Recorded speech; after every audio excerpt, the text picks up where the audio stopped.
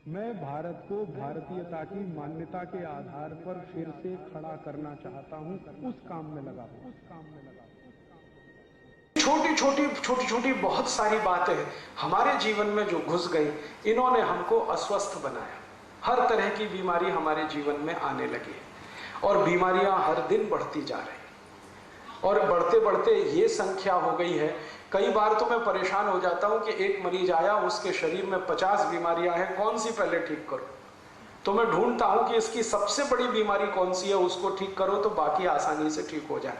और मैं आपको पूरी ईमानदारी से बताता हूं, ये पेशेंट को मैं नहीं कहता, 99% जो क्रॉनिक पेशेंट है उनकी अंतिम बीमारी निकलती है पेट की कब्जियत, कॉन्स्टिपेशन। और जब भी मैं उनको कोई ऐसी दवा देता हूं जो उनकी कब्जियत को ठीक कर दे, तो उनकी ज्यादातर बीमारियां अपने आप ठीक हो जाती हैं। बहुत सारे मरीजों को मैं संधिवात ठीक करता हूं, लेकिन कभी नहीं बताता कि संधिवात की दवा नहीं दे रहा हूं, पेट साफ करने की दवा है। क्योंकि जैसे ही पेट साफ होने लगता है, घुटनों का दर्द अपने आप खत्म हो जाता है।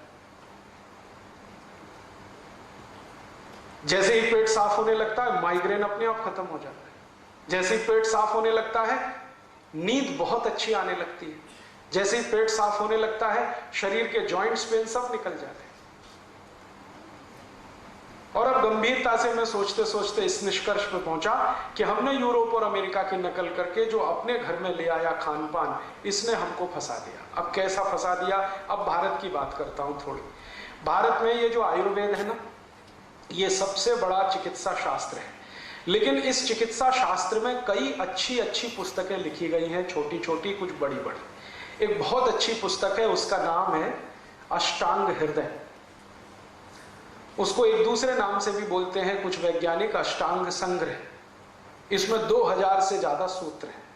मुझे आयुर्वेद की जितनी पुस्तकों का अभ्यास करने का मौका मिला, उनमें मेरे हिसाब से यह सर्वश्रेष्ठ पुस्तक है। सर्वश्रेष्ठ क्यों है?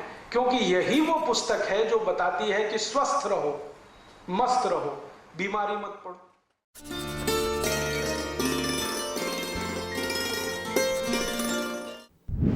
हेल्थ अवेयरनेस, स्वास्थ्य के प्रति जागरूकता आज पूरे देश और दुनिया में बढ़ रही है। सब लोग जानना चाहते हैं कि एक अच्छे स्वास्थ्य के लिए हम क्या करें। सबसे पहली बात, एक अच्छे स्वास्थ्य के लिए 6 घंटे की निद्रा सबके लिए जरूरी है। और सोते समय आप करवट से सोते हैं तो एक हल्का तकिया लगाएं अथवा शवासन में सीधे सोएं।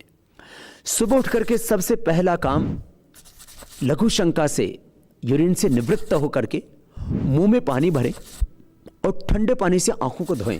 100 साल तक आपको आंखों पर चश्मा नहीं लगेगा और आंखों के नीचे कालिमा नहीं आएगी और आलस्य तो तुरंत दूर भाग जाएगा। उसके बाद पानी पिएं। यदि आपको मोटापा है, अर्थराइटिस है, अस्थमा है, कब्जियत है, तो आप थोड़ा गर्म पानी पीजिए। गर्म पानी से शरीर जल्दी शुद्ध हो जाता है। जैसे बर्तन साफ करने में भी, हम कपड़े साफ करने में भी, जब बहुत कपड़े गंदे होते हैं, बर्तन बहुत गंदे होते हैं, तो गर्म पानी का प्रयोग करते हैं। वो सफाई के लिए अच्छा होता है।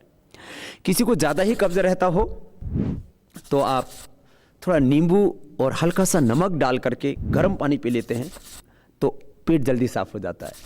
जिनको कॉन्स्टिपेशन रहता हो, वे 4 चम्मच आंवला और 4 चम्मच एलोवेरा गर्म पानी में मिला करके पी लें तो एकदम पेट साफ हो जाता है और दिन भर काम करने के लिए आपको एनर्जी भी मिल जाती है, ऊर्जा भी मिल जाती है।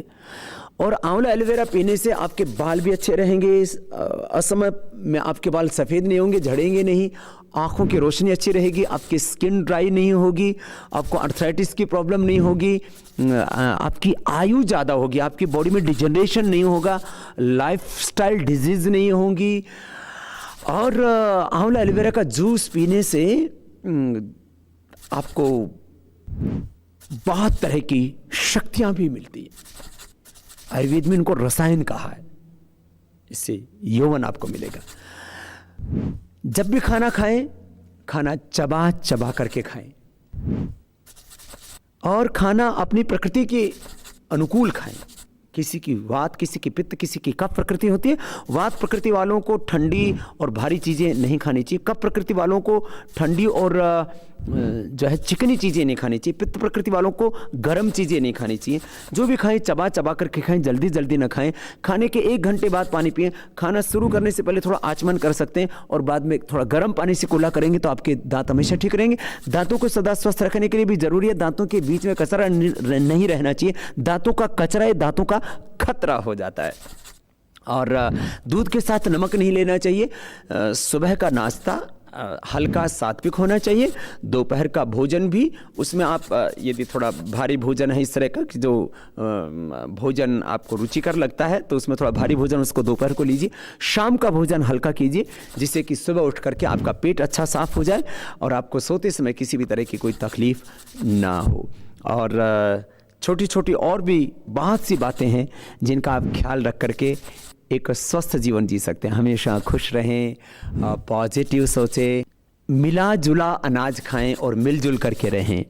पहले मिला जुला अनाज खाते थे हमारे यहाँ हमारे बड़े बुजुर्ग, और मिलजुल के रहते थे इसलिए प्रेम बढ़ता था और सब बड़े सुखी रहा करते थे। और मिला जुला खाते थे तो स्वस्थ रहते थे। हम गेहूँ, बाजरा, मूंग, चावल, इनकी खिचड़ी भी बनाते हैं। इससे आपको पोषण पूरा मिलता है। और आटे में भी हम गेहूं है, फिर उसमें चना, सोयाबीन, जवार, बाजरा, मकई, जो चोलाई, सिंघाड़ा, 9 अनाज मिला करके आटा बनाते हैं। ये आटा खाने से फिर किसी भी तरह की कैल्शियम की कमी नहीं होती है, आयरन की कमी नहीं होती, विटामिन्स की कमी नहीं होती है। आपके शरीर को पूरा पोषण मिल जाता है। विटामिन्स के नाम पर आपको गोलियाँ नहीं खानी पड़ती, आयरन की कैप्सूल नहीं लेने पड़ते, डिफरेंट प्रकार के आपको एनर्जी ड्रिंक से लेने की ज़रूरत नहीं पड़ती है। इसलिए मिला जुला खाओ, मिलजुल के रहो। ऐसे छोटे छोटे हेल्थ टिप्स का आप ध्यान रखेंगे तो सदा हेल्दी रहेंगे। काल भोजनम आरोग्य कारणम नास्तिको वर्ज्यानम। महर्षि चरक ने स्वास्थ्य के निचोड़ के रूप में कुछ बातें कही हैं। उसमें 2 बातें बहुत महत्वपूर्ण हैं। समय से खाना खाना चाहिए, ये स्वास्थ्य का सबसे बड़ा सूत्र है। और नास्तिक व्यक्ति से दूर रहना चाहिए और बिना भूख के भोजन नहीं करना चाहिए।